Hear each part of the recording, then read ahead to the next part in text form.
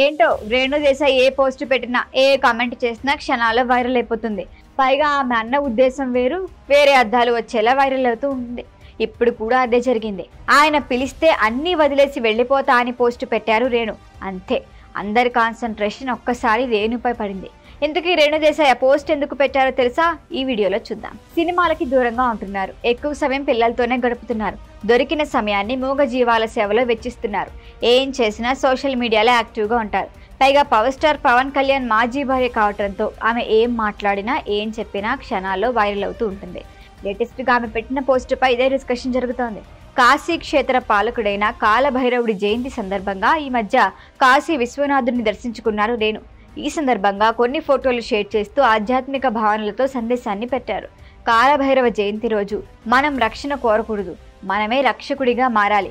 కాలభైరవుడు మీ వెంట నడుస్తూ మిమ్మల్ని నడిపిస్తారు. ఆ పరమేశ్వరుడు పిలిచినప్పుడు మీరన్నీ వదిలేసి కాశీకి వెళ్ళిపోతారు.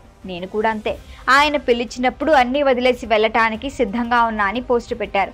కొద్ది రోజుల క్రితం సన్యాసం గురించి మాట్లాడి షాక్ ఇచ్చిన రేణు దేశాయ్ ఇప్పుడు శివుడు పిలిస్తే కాశీకి వెళ్ళిపోతా అని కామెంట్ చేశారు. అంటే మరొకసారి సన్యాసం గురించి క్లారిటీ ఇచ్చారనే చర్చ నడుస్తోంది. తన బాధ్యతలు తీరిపోయిన తర్వాత అంతిమ లక్ష్యం సన్యాసమే అని చెప్పకనే మరొకసారి స్పష్టం చేశారు రేణు. ఆధ్యాత్మిక విషయాలపై రేణుకి చిన్నప్పటి నుంచి ఆసక్తి.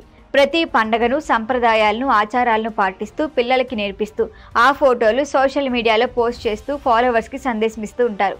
ప్రస్తుతం అఖీర ఆద్య బాగోగులు చూసుకుంటూ పూర్తి సమయం వారికే కేటాయిస్తున్నారు. పుణ్యక్షేత్రాలు సందర్శిస్తూ ఆ విశేషాలు పంచుకుంటారు.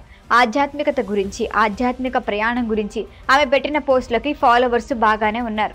సినిమాల విషయానికి వస్తే చివరిసారిగా టైగర్ నాగేశ్వరరావు అనే సినిమాలో నటించారు. ఆ తర్వాత మరొక ప్రాజెక్ట్ అనౌన్స్ చేయలేదు.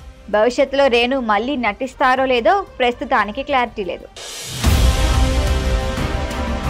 ఈ వీడియో కనుక మీకు నచ్చినట్టయితే లైక్ చేయండి, షేర్ చేయండి, సబ్స్క్రైబ్ చేయండి. అలాగే పక్కనే ఉన్న బెల్ ఐకాన్ని క్లిక్ చేయండి.